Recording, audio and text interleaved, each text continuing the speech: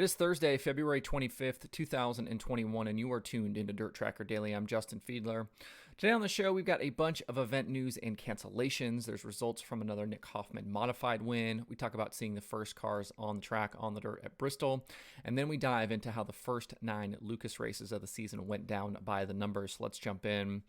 We got to see the first cars on track the last 2 days on the dirt at Bristol in advance of the Bristol Dirt Nationals that precede the NASCAR weekend. Event and track officials held test sessions to work on track conditions. There were super late models and crate late models and modifieds in attendance last night, along with a few others. Got to see names like Scott Bloomquist, Jonathan Davenport, Kyle Strickler, and Steve Arpin take to the high banks to get in some laps. It's kind of a free-for-all through the course of the night with guys getting an opportunity to kind of feel out the track and mess around with their setups. And the super late models were lapping in the low to mid 15-second bracket, while the UMP modifieds were in the 17-second bracket. On the pavement, the NASCAR Cup track record is 14.5 seconds for some comparison. If you'd like to see some of the videos, go hit up facebook.com/racexr. They streamed action with a little bit of commentary last night of the practice, plus they have some interviews and onboard videos as well. It was really neat to hear the sound of the engines echoing around that place as guys made laps. I've spent a lot of time at Bristol over the years, and in the NASCAR world, Bristol seems so small. It and Martinsville are the two smallest tracks we race at, but for some reason, covered in dirt with Jonathan Davenport rolling around last night, Bristol felt really big and cavernous.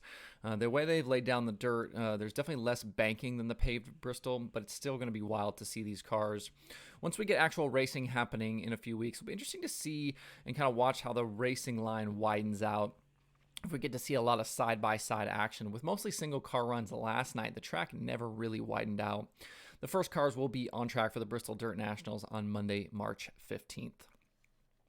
USMTS Modifieds were supposed to begin their 2021 season this weekend at RPM Speedway in Texas, but a poor forecast for the 2-day show has forced series and track officials to push racing back a week to March 5th and 6th.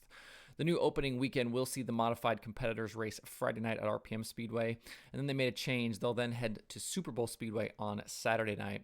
Both shows are $10,000 to win with big money on the line all season long. More than $1 million in prize money will be awarded through 2021 to USMTS racers, and 26 of the 36 races will pay at least $10,000 to win. Rodney Sanders topped Derek Ramirez and Jason Hughes to win the series championship in 2020. For more information about the events and series, visit usmts.com. With the World of Outlaws West Coast swing canceled for the spring, Thunderbolt Raceway in Tulare, California has replaced their Outlaw event, originally scheduled for March 26th and 27th, with a new 2-day show. The USAC CRA non-wing 410 sprint cars will be in action, along with the Kings of Thunder winged 360 series for both nights. Western Race Saver sprint cars will also be on the card on the opening night. For more information about the revised track schedule, visit thunderboltraceway.com. There was a little racing last night with the Southeast Dirt Modified Series headlining action at Fayetteville Motor Speedway in North Carolina. The event was streamed live on MAV TV+. Nick Hoffman picked up the $1,200 win on the opening night of North Carolina Speed Week. Taylor Cook, Chris Arnold, Daniel Parker, and Drake Troutman rounded out the top 5. The event continues tonight with another $1,200 to win show for the Modifieds. The Southeast Dirt Modified Series will race mostly on North Carolina tracks this season, and they utilize the DIRTRACKR UMP modified rules. For more information on these series, visit sedirtmodseries.com. Due to impending heavy rain in the area, this weekend's Toilet Bowl Classic at Clarksville Speedway in Tennessee has been pushed back to March 11th through the 13th. The dirt car late models, UMP modifieds, and sport compacts will still have open practice tonight at the track.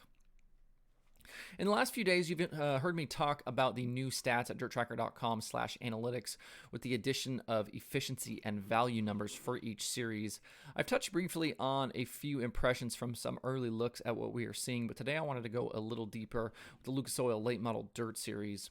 Through the first 9 nights of the season, Brandon Overton is the points leader over Hudson O'Neal and Devin Moran, and the story really seems to be one of comers and goers in these races. The 3 drivers with the most top 5 starts through the opening stretch were Kyle Bronson, Brian Shirley, and Brandon Shepard, but all 3 had top 5 efficiency numbers of less than 50%, so they were starting in the top 5 but not finishing there. Those three drivers all also had the most top 10 starts, with Bronson and Shepard having solid top 10 efficiency numbers, both above 50%. But none of those three lead the way in top 5 or top 10 finishes through these first couple of weeks. What we saw a lot of nights is the guys that started up front didn't necessarily finish there. More than half the races were won from 6th or worse on the grid. When we look at the top 3 in the standings, the story for Overton and O'Neal is similar, with O'Neal having 5 outside top 10 starts and Overton having 4. O'Neal converted his 4 top 10 starts into top 10 finishes, and Overton was also 100% in top 10 efficiency. They also both picked up wins through the opening stretch. The difference, though, and why Overton leads the standings is just a bit more consistency. Overton had 1 more top 5 and 2 more top 10s, and converting 75% of his outside top 10 starts into top 10s certainly helped as well. For Moran, he was on the move a lot. He only had 1 top 5 and 2 top 10 starts in the 9 races, but still managed 5 top 5s and 6 top 10s. He was our big value guy for the opening stretch, converting 5 of 7 of those outside top 10 starts into top 10 finishes, and 4 of them into top 5 finishes. So whereas you have Overton and O'Neal kind of splitting the time between, good finish or good starts and not so good starts, you had Moran starting outside the top 10 on the regular, but still getting good finishes out of that. That's basically what these numbers are telling us. Moran was at or near the top in both of those value categories. He didn't get a win, but that ability to turn suboptimal starts into good finishes is why he's in the top 3 in the standings.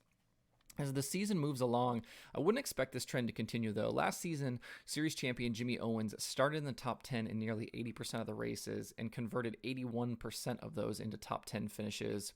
He also grabbed nearly 80% top 5 efficiency number as well. Over the course of a full season, it's definitely going to pay to start up front regularly. To see more numbers like this, visit DIRTRACKR.com/analytics.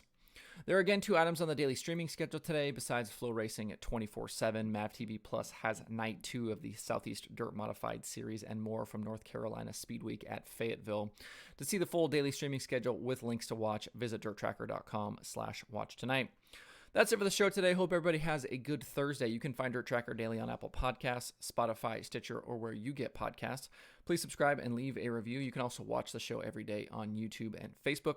You can email the show at info@dirtracker.com. I do check those every single day. You can follow DIRTRACKR on Twitter, Instagram, Facebook, and TikTok at DIRTRACKR. You can check out the website for all kinds of cool dirt racing stuff by visiting DIRTRACKR.com. If you'd like to get email updates from DIRTRACKR, you can sign up at DIRTRACKR.com/newsletter. And you can follow me personally on Twitter at Justin_Fiedler. Thanks everybody for tuning in. We'll see you tomorrow for more DIRTRACKR Daily.